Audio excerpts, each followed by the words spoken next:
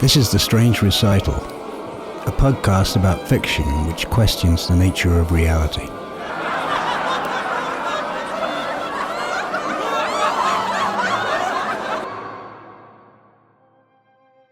Message in a Bottle. Valentine Basilevich Glass, native of Vyborg, accountant in the Bureau of Administration of the Leningrad Parks of Culture and Rest, led a number of unrelated lives. Whereas most people were trapped by the web of Soviet bureaucracy, he reveled in its complexity and quirkiness, finding in the course of his work numerous loopholes which he impressed in his memory, an unconscious act much like anticipating an annoying scratch on a phonograph record. Over the years he had become sensitive to these flaws, as a barefoot man can feel the grain of the wooden floor or the hot and cold spots in a mattress. He played the system with the knowledge and confidence of a blind pianist in recital. He had an upright piano in his flat, and the F-sharp over middle C had a defective damper that was a characteristic of this piano from his mother's day. Yes, an etude in D would have a drone throughout, as would B minor fugues, lieder in A, and elegies in F-sharp minor. A short chromatic run in an otherwise diatonic melody would send less sophisticated people running with their hands clasped tightly over their ears, the diminished fifth being too much of a reminder of the inadequacy of a seven-tone scale. Glass, who was brought up not only with a strong atonal influence, but with a long line of experimentally tuned instruments, improvised melodies that made use of the inadequacies of the instruments he had available. His apartment was cluttered with wolfish violas, creaking clarinets, a harp for which spare parts were unattainable, a harmonium with a leaking bellows. Each he played with varying proficiency. He was the opposite of the perfectionist musician, who had to polish his instruments with certain claws and varnishes, who could only play within certain temperature ranges. For he played old and new, cheap, broken, unsallied instruments as they were, always finding the voice of each and highlighting its uniqueness. He could tell, even in a recording, that a piano's linkage was sluggish in the lower registers, and that Sviatoslav Richter, or whoever the soloist was, usually discovered this too late and altered their style midway through the movement.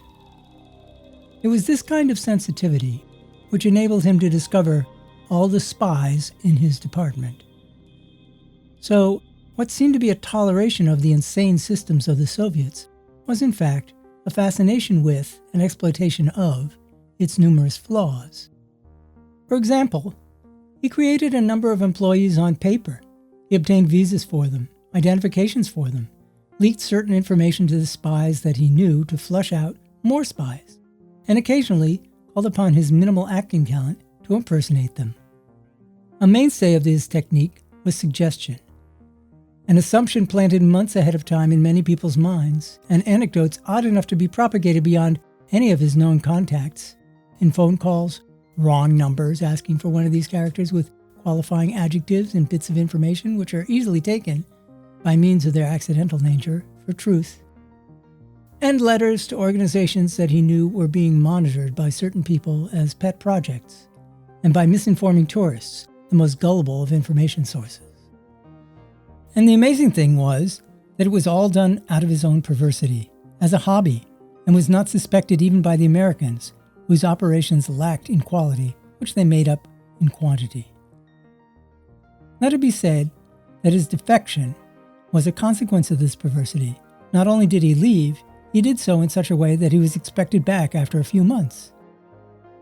Part of his cover was his fluency in Finnish and his rough Finnish features, for his trip took him from Vyborg to Helsingør, to Visby to Uppsala, a route logical enough for a Finnish professor on sabbatical. From Uppsala he went west to Malmö, across the Öresund to Copenhagen. He showed up in theater orchestras, atomic protest rallies, left one of those cryptic classifieds in the International Herald Tribune, and made his way to Paris and Avenue Foch, where a huge apartment was waiting for him. The sizable Russian community in Paris provided him with much material. He traded art to support himself, some of it forged, and a good number of it under one or another of his many names. Still, to enter any bar with a vacant piano filled him with an urge to test it, to run it through, to find its flaws. His private jokes got to the point where he would become a different character depending on the flaws he found in the piano, whose various tics and attitudes would be complementing the instrument's inadequacy. It determined how deaf he would make himself, how short-tempered, how somnambulistic, how languid, or how Polish, Finnish, Swedish, Parisian, American, or Farsi his French would eventually tumble out in. He created pools of character into which his admirers and detractors alike contributed their streams. Some days, to aggravate some Parisian paper tiger, he would feign left-handedness in a way that caused discomfort to all in a subliminal way, or walk with a limp with an ease that made onlookers proud to see a man who so nonchalantly overcame his handicap. The little impressions, popularly thought to be uncountable in one's assessment of another's character, he had discovered could be enumerated and controlled, and he required at most 4 tics and an anecdote or two to establish a lasting reputation. He never ceased to be amazed at other people's malleability, their willingness to be exploited and manipulated. The more he thought about it, the more he realized how much time they spent fooling themselves about the nature of their hierarchies, their habits of exchange, their definitions of power and impotence, the desirability of their goals, about the nature of inspiration and impressions, their monofilled tikis, their unspoken taboos. They expected to hear the same things over and over again, reinforcing these illusions. Their aesthetics and politics, popular and unpopular, all were based in the system of hot and cold spots, pointers toward hollow symbols, clear and yet confusing choices. Glass played hypocrisy as he played faulty pianos. It only challenged him, never offending him. He had no contempt for other people, as he had no contempt for the poor instrument. It made life interesting for him. Glass was uneager to express his convictions, as doing so unnecessarily treads on many exposed toes. And besides, it was to his advantage to keep his marks uninformed, and he was forced to acknowledge that he himself had to bow to the symbolic actions, even if they were conducted at a different level, with different symbols. Yet, how much suffering could be eliminated by the simple realization that one's own values were not universal? How many lives would be saved by a demystification of money, monogamy, and policy? How much energy could be saved by realizing that one has 2 feet and warm blood? How much guilt could be dismissed when one realizes that reproduction is as natural as sneezing? His obsession, combined with his creativity, up to now only found expression in his private journals. He kept one in each of the 7 or 8 languages he was proficient in, translating from one to the other and refining his thoughts through translation. This way, everything he wrote got a second look, and he could guard against his own pomposity. His art now juxtaposed established symbols against each other, eroded rules of composition, sought to make the picture plane dirty, to show Madonnas engaged in scenes not reported in the Gospels. He specified that still lives be hung over windows and mirrors to drive in the point that the world of life is not still. But he found that as an artist, he could not be taken seriously by enough people to cause any real change. He doubted he could cause these changes, even if he had the power of the church, for he knew how deeply rooted one's personal system of values could be. He realized that the only chance would be in early indoctrinations, but how to instruct without becoming a catechism. He had learned at the keyboard of a broken piano. But what more common means could he use to turn the masses from passive participation to critical and adaptive production? So little thinking was required by a culture which pretended to provide choices when offering only dead ends. I will leave Glass where he is and tell you how I have manipulated you throughout this story.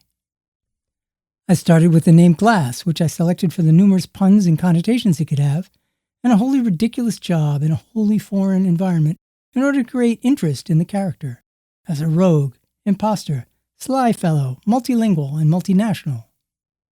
The pluralness of his character, shown to be a farce and a manipulation, is an attempt to show, through a process of identification, the plurality of every man.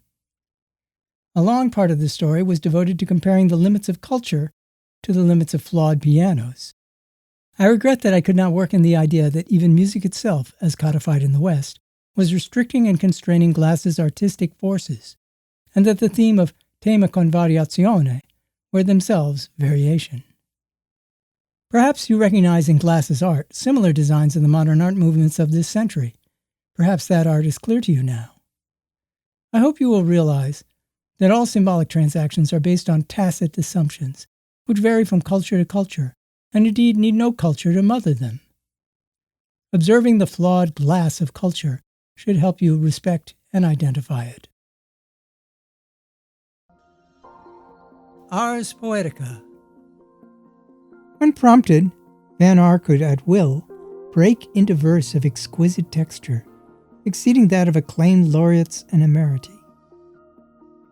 There, nestled in his familiar corner, next to a calendar long out of date, with its colors bleeding, he could summarize in a phrase, "New human subtleties," or "Bring Miss P to tears." In a half line, a tiny world could be revealed. A few feet later, the plant life of the world would start to blossom and give fruit. Almost as suddenly, one could be embedded in a mountain of bone, or gain the perception of that single blade of grass which bends in any wind. Van Aar himself was not outwardly affected by these transports, save for a tear or two.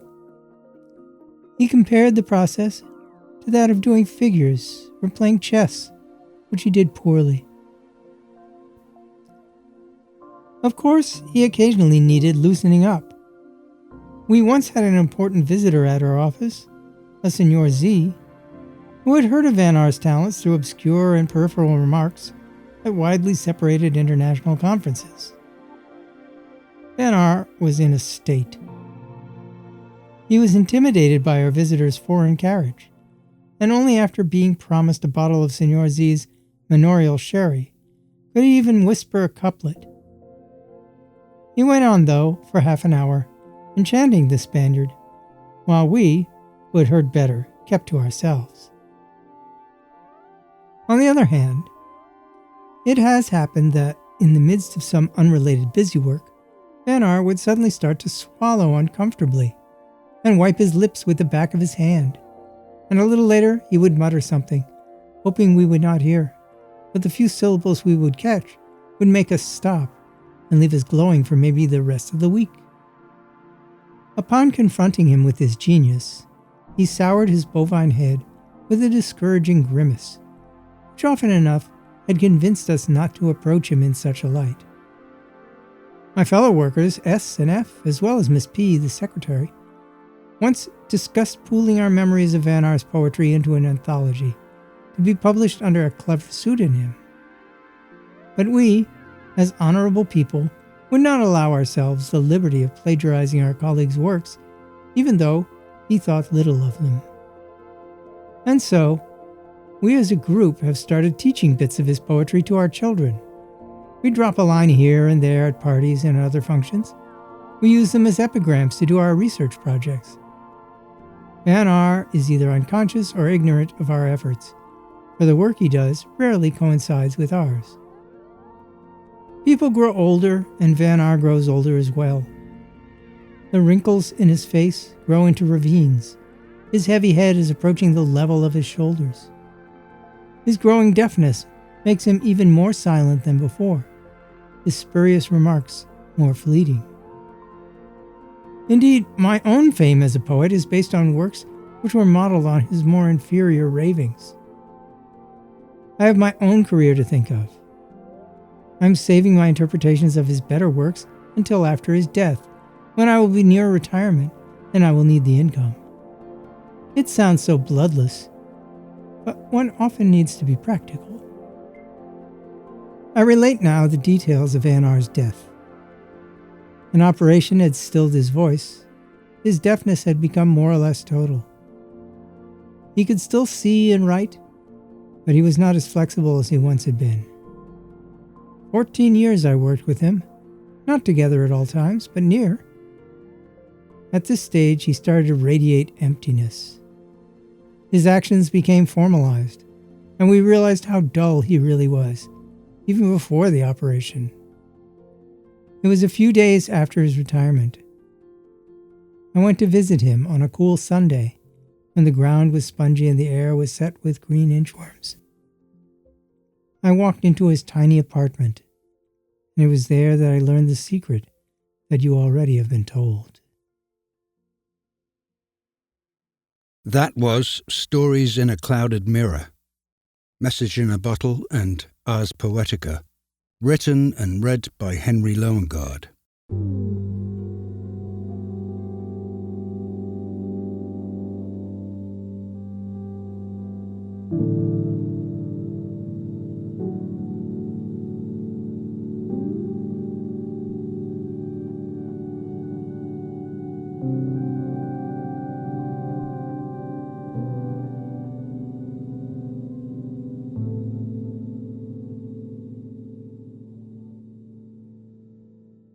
Hi, Henry. Welcome to the Strange Recital. Hello, Brent and Tom and Strange Recital sit-ins. I'm happy to be here, speaking in my own human voice for a change. As you may discover later in this interview, I do a lot of artificially created voices. This is definitely going to be a strange recital. Well, thanks for reaching out to us with links to your stories and other quirky creations. And by the way, who are you? Well, I am a 201-year-old resident of Uptown Kingston, born in 1823. I lie about my age, and I actually have some connection to history around here as the president of the Board of Trustees of the Century House Historical Society, which is a not-for-profit historical association concerned with the history of Rosendale cement and all that entails. But what about my literary life? Well, I mostly write software, which is not really for humans, but kind of is indirectly. And is it fiction or nonfiction? There's a lot of declarations. There's a lot of instructions. And there's a lot of comments. So in a sense, there is some humanness to that work as well. Yeah. The software that I'm writing these days mostly is music software, mostly music thought experiments, stretching the boundaries or actually just jumping over them and running around in the field outside those boundaries. Well, we noticed when you sent us these stories that they both had dates on them, 1978 and 79. So are those dates part of the fiction, or were you actually alive that long ago? I have a naming convention where I try and put dates in things that I write because I'm so old that I forget that I have written stuff, and I might be reading something and not realize that I had had these thoughts decades ago. It's very useful to put dates on things. It adds the context that's probably missing from the story, and I can talk about it in these specific stories especially, which of course were written a pretty darn long time ago, back when I was in college in one of my lifetimes. I was just thinking about a particular characteristic of these characters. I'm not really trying to prove anything or have them do anything relevant. You'll notice that they don't even really interact with each other that much. They're all kind of isolated in these stories. They're almost abstract, ghost-like ideas rather than characters. That's all because of a series that I was cooking in my brain back in the 70s when I was taking semiotics courses, sitting there digesting stories and finding out the mechanisms that make meaning happen. And of course, it's not just meaning, it's basically everything. And eventually you come to the conclusion, as I did decades ago, that there really isn't thought or rationality. There's just a bunch of stories that you plug yourself into. And sometimes you have to beat the story's shape a little bit, or you find that which story you take depends on the authority that you give that story. And there's all these features. And some of this is leaking into these two stories that I read today. In a way, these are more character sketches than full-fledged stories. But they both have a feature we need to talk about. It's the way you break the fourth wall at the end. You suddenly bring to the forefront not only the first-person I, but also the second-person you, your audience. Tell us about that.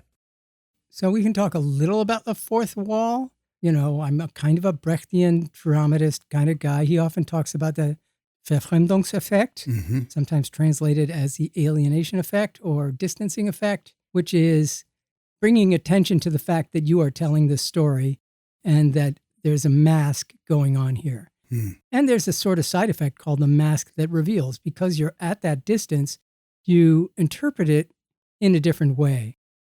In these stories, I flip it back on the reader and saying, you know what? You're reading a story, and I don't know who that narrator is. Is it me, or is it the voice in the reader's head? So I really like to point this stuff out. And as I said, I was coming fresh out of semiotics courses in college, which were all about analyzing stories and how to make them work. There's not a big surprise that I was mixing that into these tales. Well, I should say, or maybe I shouldn't. When I made that comment about the fourth wall, I found myself wondering what it is and why it has that name. I know what it means, but only in the way we often use words or expressions, as tokens, without thinking about what they actually signify. So I looked it up to see how it's defined. The fourth wall is a metaphor for an imaginary wall that separates the actors from the audience, located at the proscenium. The important point about it is its invisibility or transparency.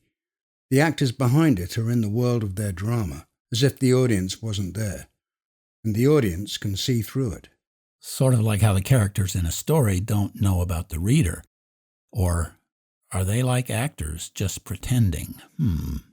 Well, of course, the biggest fourth wall of all is that little fourth wall that you have in your pocket these days. Sometimes there are TikTokers who are talking directly to you, and that makes it feel like it's reality when in fact they are definitely putting on particular personalities and editing that reality in front of the screen. I used to have a photography teacher who basically said, the camera always lies, or the camera only lies, because the fact that it's pointing in one direction and has a field of view and excludes stuff as well as emphasizes stuff means that there's an editing going on. And actually, it turns out, if we go back to my theory that everything is a story, that means editing is way more important than, quote, creativity, unquote. In ancient theatre, there was no such concept as the fourth wall. Greek choruses talked or sang to the audience frequently. It's a relatively modern concept formed by the theatre of realism. But what the hell is realism, especially when acting's involved? We could go on forever and a day. Theater often talks about the fourth wall. There's a real fourth wall-y theater, and sometimes there was sort of an attempt to get around the proscenium-ness of it by doing those thrust stages and theater in the round so that you get more of a perspective on the drama, but it really just meant that the fourth wall was stretched in a different direction. Indeed, it is really a way to say, here's where the story is and here's where your life is. Brecht, with his Verfremdungseffekt, was trying to say, yeah, here's where the story is, but you know, your life is also a part of this. Do my characters know about the reader? Well, in both of these stories, there's a narrator. There could be a way to write this as a dialogue or as an epistolatory kind of thing, where you are absorbed into it, sort of writing in the second person. I always tried to figure that out. Well, there's a problem with writing in that it is stuck on a page and doesn't change. We all love to go and look at previous versions and future versions from what you're actually reading, but the words actually stay on the page and have to express themselves in a single way. And because of that, they are actors that have to stick to their lines. And so all the interpretation on those words has to be infused by the reader. Yeah. Well, even beyond breaking the fourth wall, message in a bottle goes boldly into metafictional territory in that last paragraph, saying to the reader or listener, I will tell you now how I have manipulated you throughout this story. Fiction writing students are often told to never allow so-called author intrusion into their stories, but here you've gone all the way to the other side, actually revealing the skeleton of symbolic meaning in your story. The artifice of literature is suddenly naked. Why? Clearly, the actors in these stories, the characters in the story, don't know that they're in a story, that they're being read, but the narrator does. And the question is the narrator part of the story? In my newer works, I've been experimenting with the concept of Greek choruses and also the kind of concept that you used to read in novels where there would be a summary of what the chapter is going to be about before they show you what the chapter is. That's so you could flip through and find your place in a book after you put it back on the shelf, I assume. Those things set things up for you without really giving you the true flavor and detail of the writing. Mm-hmm. It's very interesting. And in a way, the Greek choruses were like that. The Greek choruses had two things where they would tell you the plot, and also they would be like the audience reacting.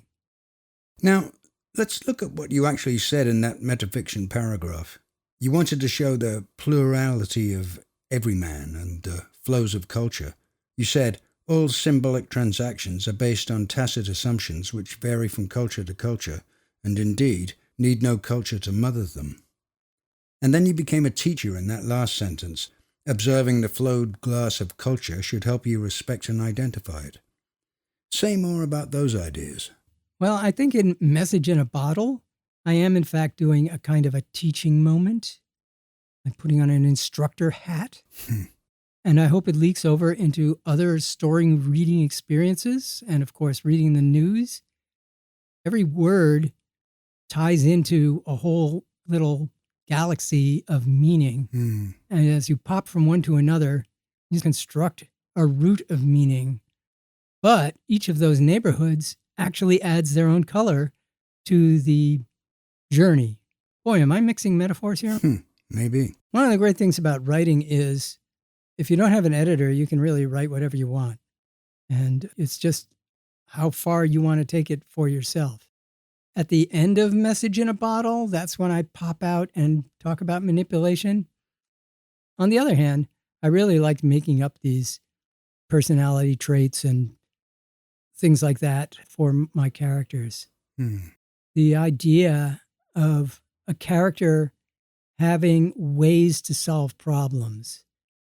How do you solve problems, or how do you think you're solving problems? And it works by taking the situation you're in, putting it into a narrative, plugging yourself in there as well, and seeing how that narrative plays out. In the past, those narratives were supplied by a lot of shared stories, which we sometimes call religion. There's so many old stories, but it's really great to get your paws on Graves' mythology anthology. And if you look up any of these ancient Greek myths, he first of all points out that many of them are told completely differently in different parts of the country or in the culture. And they also evolved over time to go and conform to political and religious political structures that wanted to emphasize one thing over another. And then he also sometimes points out analogous stories in different cultures. Really, really great. We lose a lot when we lose oral culture like this. Yeah. The closest thing we have is rap and poetry jams. It's like that. I just don't know enough about these to really make a definitive statement, but I can imagine, the good old beat poets or people like Lord Buckley, who I think could come up with stuff on the fly. But I'm pretty sure that this characteristic of making up stories that are in the line of a particular narrative that people expect. In a larger sense, there is the famous narrative arcs of stuff, the hero's journey story. And if you violate that, people get very frustrated because they just want to hear the same story over and over again. I think at the end of Message in a Bottle, which is a pretty interesting name for this, you see, when I was talking about seeing the story through flawed glass, you think of a nice old bottle with the wiggly glass in it floating in an ocean. And so the content is already being distorted in many ways before it even gets to you. I mean, this Message in a Bottle is being read while it's still in the bottle. And in fact, every message you hear is in a bottle. Actually, I'm interested in the character you created, Glass. Beyond his symbolic value, I like how his tolerance for flaws and his sensitivity to subtleties combine into a perversely genius way of sabotaging the Soviet spy network.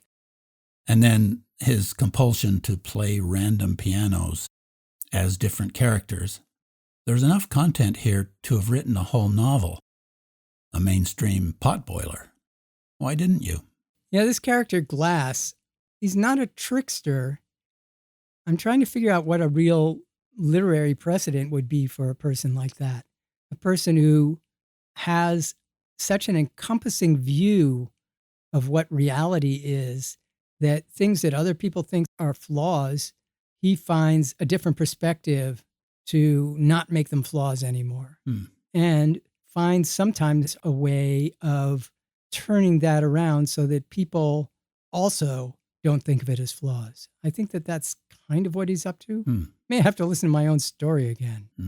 I put Glass in a kind of totalitarian state because I had actually just written a play called Touch Typing, which was really based on phrases in a typing manual, exercise phrases.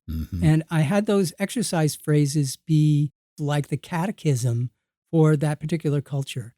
In this culture I made up, everybody had to go to a touch typing class and learn how to touch type. And people who flunked out of that class got sent to this other special class where it was really, really emphasized that this was basically a religion.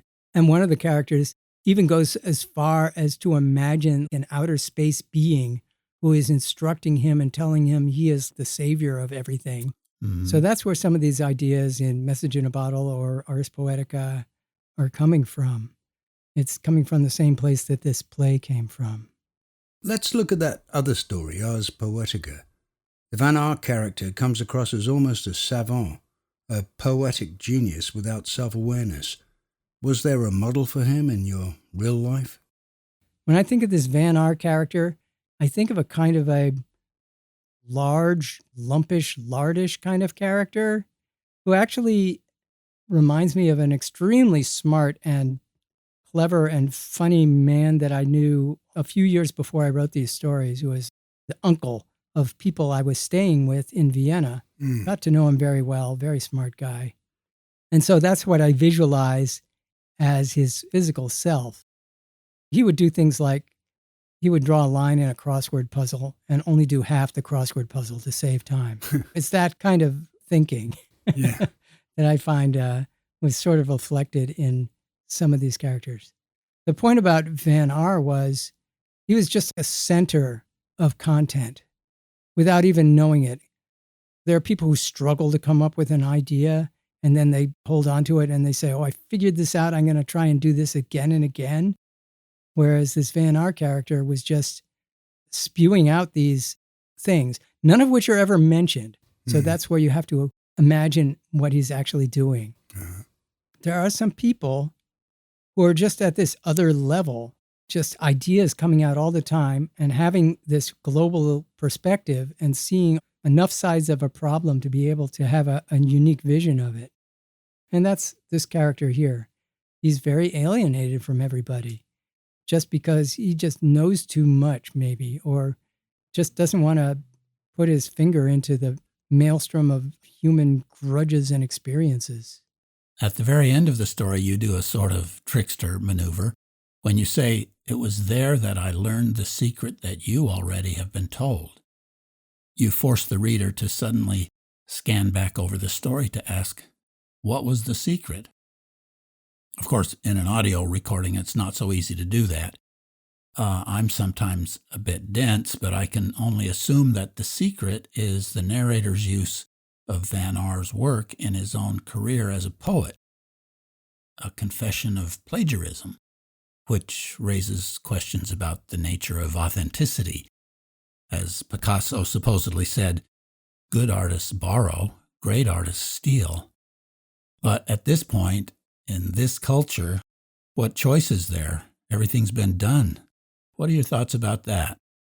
Indeed, Ars Poetica is a lot about where do you get your ideas from? Are they really original? And how much of this is just editing and selecting? You hear something and a light goes on and you interpret that and you integrate that into your own thought. Is that quote your own thought? Or maybe the whole concept of your own thought is an illusion and is a matter of perspective, as I've been trying to point out here. None of these stories are earth-shaking. I bet there are other stories out there that are much more interesting than this that exploit these same features. But I managed to get them on paper back in the late 70s so that they could be excavated today.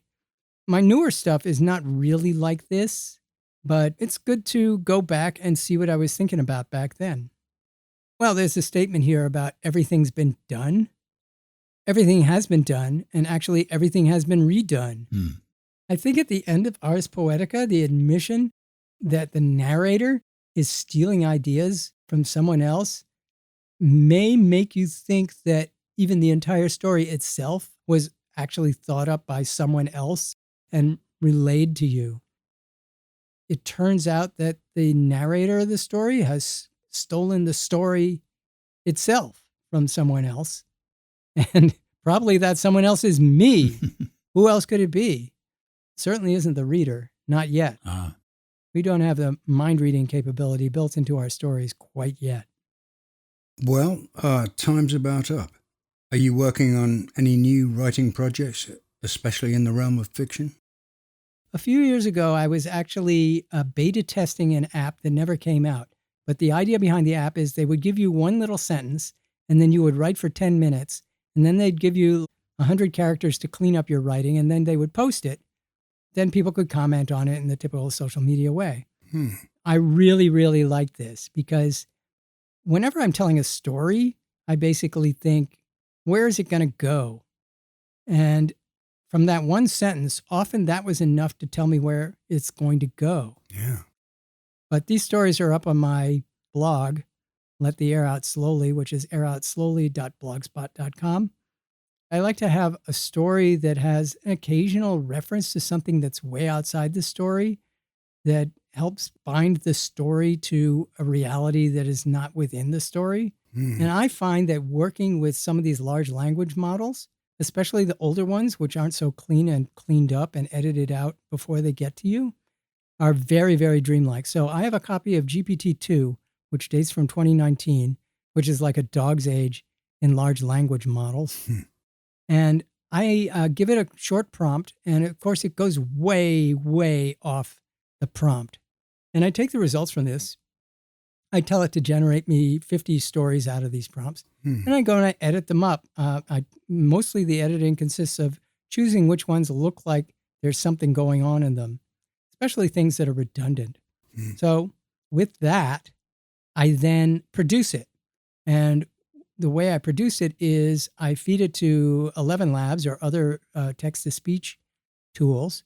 11 Labs at this point has voices that really have no synthetic glitches in them. The kind of glitches that they do produce, and you can turn a parameter up to help do that a little bit, is where it will get stuck on a vowel sound or speed up or slow down for no particular reason. But otherwise, it sounds like a real human is doing it.